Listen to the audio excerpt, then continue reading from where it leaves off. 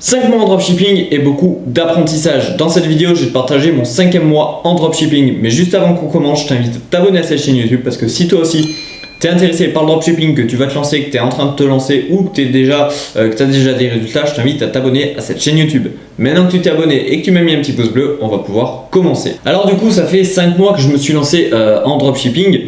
Et comme je t'ai dit, il y a beaucoup d'apprentissage. J'ai fait quelques expériences ce mois-ci qui sont intéressantes et que j'ai envie de te partager dans cette vidéo. Et justement par rapport aux découvertes et aux expériences que tu peux faire quand tu te lances en dropshipping, c'est ça qu'il faut que ça te passionne. Parce que c'est ça en fait le but d'un business que tu fais, c'est vraiment que ça te passionne. Alors tu vois, ce 5e mois en dropshipping, j'ai eu pas mal de galères parce que voilà, j'ai fait mon site, j'ai voulu lancer les pubs, d'ailleurs c'est ce que j'avais mis sur Instagram, et le problème c'est que quand j'ai voulu lancer mes pubs, ça a été refusé. Donc voilà, je suis actuellement encore en train de résoudre ce problème là. Ça fait plus d'une semaine que j'ai fait la story. D'ailleurs, si t'es pas abonné à mon compte Instagram, je t'invite à t'abonner. C'est gratuit en plus, donc c'est parfait.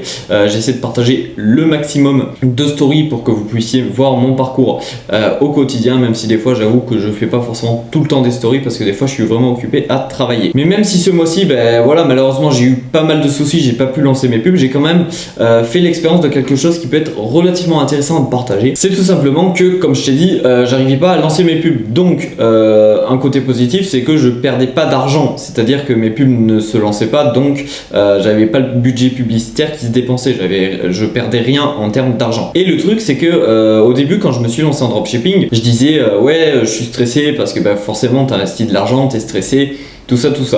Et en fait, je me suis rendu compte que ce mois-ci, ça avait rien à voir en fait avec l'argent que tu investissais.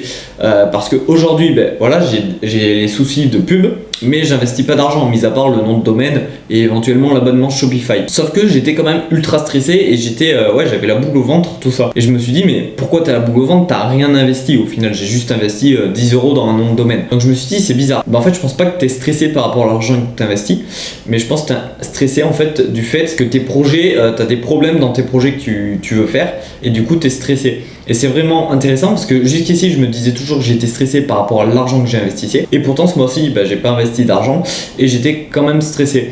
Donc en fait je pense que c'est dès que j'ai en fait un petit problème, un petit couac dans mon parcours, à chaque fois je stresse un peu. Et justement par rapport au stress, c'est vraiment un travail sur soi-même que j'essaie de faire tous les jours. De relativiser, c'est super important. Voilà, mes pubs se lancent pas, il y a bien pire dans la vie. Il y a des personnes qui perdent leurs parents, il y a des personnes qui perdent leurs proches dans des accidents, tout ça. Donc franchement, des pubs qui se lancent pas, c'est pas bien grave. Même si, on va pas se mentir, ça fait toujours un petit peu chier quand t'as prévu des trucs, tout ça, et que ça veut pas se lancer. Mais bon, je pense que c'est juste une question de temps. Donc voilà, d'ici la prochaine vidéo que je vais faire, donc ce sera dans un mois, la prochaine vidéo de dropshipping, ça devrait être résolu ce problème. Donc c'est pas grave non plus. Mais c'est vrai que sur le moment, c'est toujours pénible quand t'as des petits imprévus. Mais même si, du coup, ce mois-ci, j'ai pas gagné d'argent, j'ai pas fait de vente, j'ai eu que des problèmes, au final, c'est quand tu as des problèmes que tu apprends le plus en fait dans ton travail de dropshipper. Parce que ce mois-ci, même si j'ai eu pas mal de problèmes et que j'ai pas pu lancer mes pubs, au final, c'est là où on apprend le plus en fait, c'est quand on a des problèmes. Parce que quand tout va bien et que tout roule, en fait, tu restes dans ta zone de confort et t'apprends pas forcément grand chose. Tandis que là, quand tu as des problèmes, tu essaies de réfléchir comment je vais faire pour les résoudre. Et du coup, tu apprends plein de choses, tu découvres plein de choses. Et ce mois-ci, j'ai vraiment appris énormément de choses. Donc c'est super intéressant et c'est pour ça que vraiment, je pense qu'il faut entreprendre par passion d'entreprendre. Il faut aimer apprendre, il faut aimer à se sentir évoluer. Mais moi, personnellement, je peux pas me regarder dans la glace et me dire, voilà, ça fait 10 ans que je vis et que 10 ans en arrière, je faisais la même chose. Je suis obligé de me dire, tu vois, si je me regarde 6 mois en arrière, je me dis, putain, j'ai appris plein de choses. Et j'ai évolué dans ma vie, tu vois. Quand je me regarde sur par exemple la première vidéo de cette chaîne YouTube que j'ai faite et cette vidéo que je te fais aujourd'hui, en termes de connaissances, en termes de mindset, j'ai énormément évolué justement parce que j'ai galéré et je vais encore continuer de galérer. Et c'est là où tu apprends. Après, bien évidemment, on aimerait tous que ça fonctionne en claquant des doigts et que tu réussis directement et rapidement. Le problème, c'est que la réalité, c'est pas du tout ça. Contrairement à ce que beaucoup de marketeurs vont te faire croire, le dropshipping, c'est compliqué. Tu vois, ça fait 5 mois que je me suis lancé. Bon, même si pendant 2 mois, j'ai pas fait grand chose, on va dire. Donc, on va dire plus 3 mois en réalité où je suis vraiment passé à l'action. Mais voilà, en 3 mois, je suis pas rentable, tu vois, au total j'ai perdu 500 €. Donc c'est pas facile le dropshipping, mais c'est quand même super intéressant, tout le parcours, tout ça, et j'espère vraiment que je vais réussir. Après voilà, si tu persévères, je pense que forcément un jour ou l'autre ça finit par payer. Et comme je vous avais dit dans la dernière vidéo, comme quoi je cherchais du travail tout simplement pour gagner de l'argent, et cet argent je le réinvestissais dans le dropshipping. Je vous avais dit, je sais plus, que j'avais eu 5 ou 6 acceptations de travail, si on peut dire ça comme ça. En réalité pas du tout, parce qu'en fait j'en ai beaucoup plus.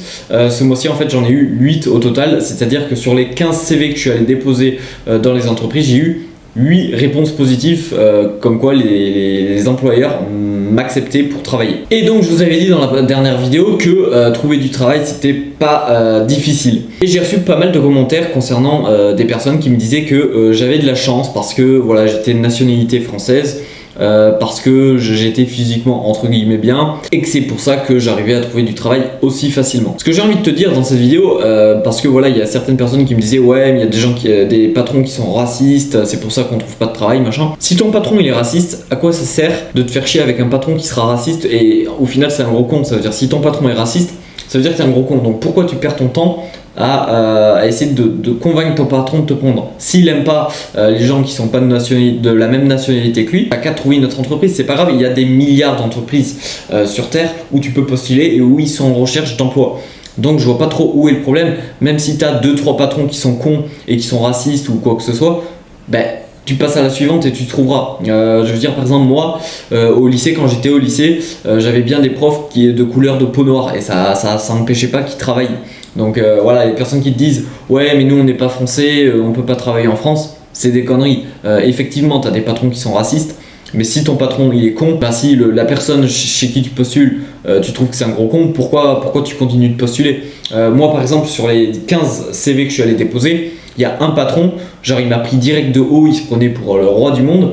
Le mec, direct, j'ai dit je vais pas travailler pour lui, ça sert à rien. J'ai pas envie de travailler pour un trou de balle, sachant que je vais trouver d'autres entreprises qui seront bien mieux. Et d'ailleurs aujourd'hui, maintenant je travaille dans une entreprise, je travaille en pharmacie en tant que logisticien, et franchement mais j'ai 2 patronnes, mes 2 patronnes sont super top. D'ailleurs en termes de management et de leadership, vraiment il y a beaucoup à apprendre d'elles je pense, parce que vraiment elles sont super bien par rapport à ça. Donc c'est pour ça, si t'as un patron qui est con, pourquoi tu perdrais ton temps à essayer de le convaincre de te prendre? S'il est con, tu changes d'entreprise et tu trouveras du travail. C'est pour ça que voilà, les personnes qui me disent je trouve pas du travail, c'est du bullshit, d'accord. Surtout si tu habites dans une grande ville. Moi au final je vis pas dans une grande ville, je vis dans une ville de 20 000 habitants et j'ai trouvé 8 acceptation de travail, et encore j'ai pas fait toutes les entreprises, donc j'aurais pu en trouver encore beaucoup plus.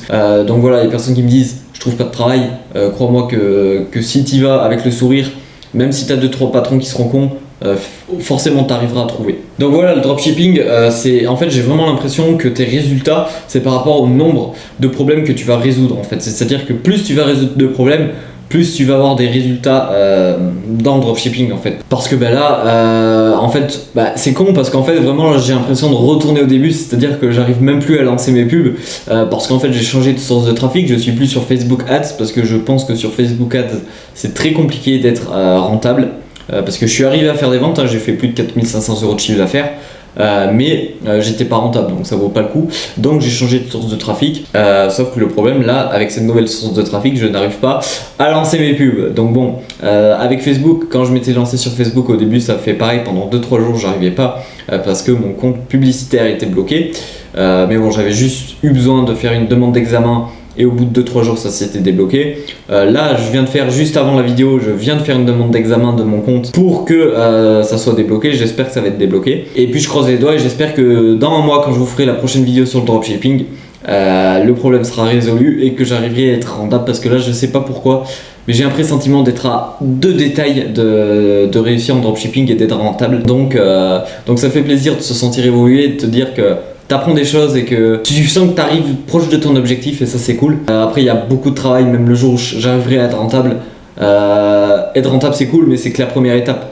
Parce qu'après faut scaler. Une fois que tu scales, faut te professionnaliser, c'est-à-dire tu lances de l'email marketing, tu vas faire avec ton fournisseur, tu vas essayer de faire un beau packaging, tout ça pour que tes clients soient satisfaits et qu'ils reviennent acheter sur ton site. Donc voilà, il y a vraiment beaucoup de taf sur l'e-commerce, c'est vraiment un truc ultra passionnant et ultra vaste. Je veux dire, on peut pas s'ennuyer en e-commerce, il y a vraiment beaucoup de choses à faire et à apprendre. Et d'ailleurs, en cherchant un peu des produits, des sites que j'aurais pu lancer, je suis tombé sur quelque chose et j'ai vu qu'en fait il y avait rien en France. Alors je sais pas si c'est parce que ça ne fonctionne pas ou si c'est parce que il y a juste un gros trou dans le marché. Mais en tout cas, je pense que si un jour j'arrive à gagner pas mal d'argent avec le dropshipping, j'essaierai de me lancer dans cette niche parce que c'est vraiment, je pense que ça peut vraiment bien fonctionner, surtout maintenant à cette époque. Donc voilà, j'espère que cette vidéo t'a plu. Comme d'habitude, ben voilà, j'essaie de te partager mes pensées, ma vision des choses au fur et à mesure que j'avance dans le dropshipping. Voilà, ça fait 5 mois maintenant que je me suis lancé. Il y a eu des hauts, des bas.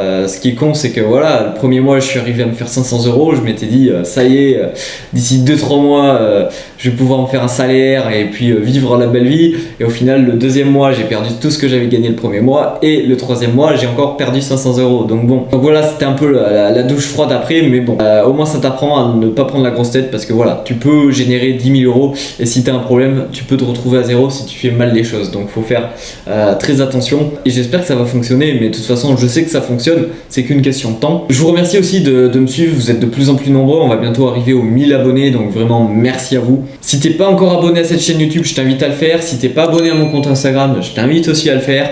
Si tu m'as pas mis de pouce bleu, je t'invite aussi à le faire. Si je devais conclure cette vidéo en 3 mots, ça serait croyez en vous. Merci de m'avoir suivi jusqu'ici et moi je vous dis à très bientôt pour une prochaine vidéo. Allez, ciao!